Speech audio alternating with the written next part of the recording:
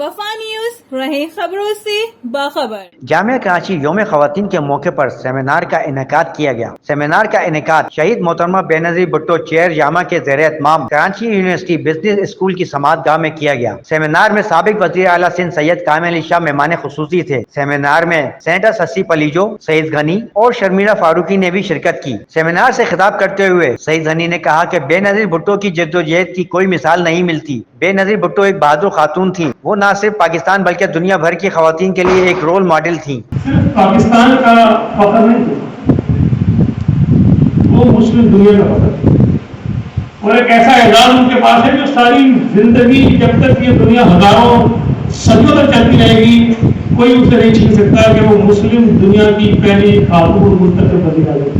Seminar سے خطاب کرتے ہوئے سینیٹر ششی پلیجو نے کہا کہ بے نظیر بھٹو ایک ویژن لیڈر تھیں۔ بے نظیر بھٹو نے خواتین کے لیے قانون سازی کی اور ان کے حقوق کے لیے عملی اقدام کیا۔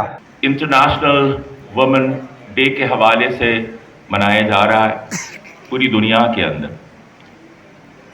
اور اس کے ساتھ ساتھ ہم آج بے نظیر بھٹو کے حوالے سے بات کر رہے ہیں، وومن ڈے کے حوالے سے، کہ پاکستان میں اور انٹرنیشنلی بے نظیر بھٹو شہید نے کیا کنٹریبیوٹ کیا ہے in term of. Sharmila Farooqui نے اپنے خطاب میں کہا کہ میں کبھی خواتین کو مرد سے کم نہیں سمجھتی۔ بے نظیر بھٹو نے ہر اس منفی سوچ کا مقابلہ کیا جو خاتون کو پیچھے دھکیلنا چاہتی تھی۔ اور بی بی صرف خواتین کی آواز نہیں تھی، بی بی ہر اس مظلوم طبقے کی آواز تھی جس کے لیے آواز اٹھانے والا کوئی نہیں تھا، چاہے وہ مزدور ہو، چاہے وہ کسان ہو، چاہے وہ کوئی ایسا شخص ہو۔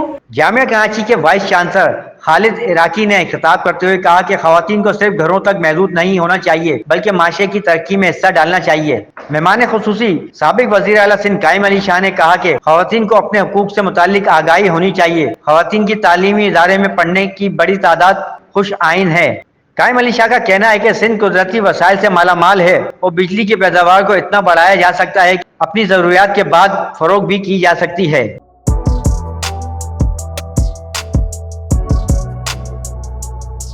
اس پر لائک اور سبسکرائب تو بنتا ہے۔ Thank you.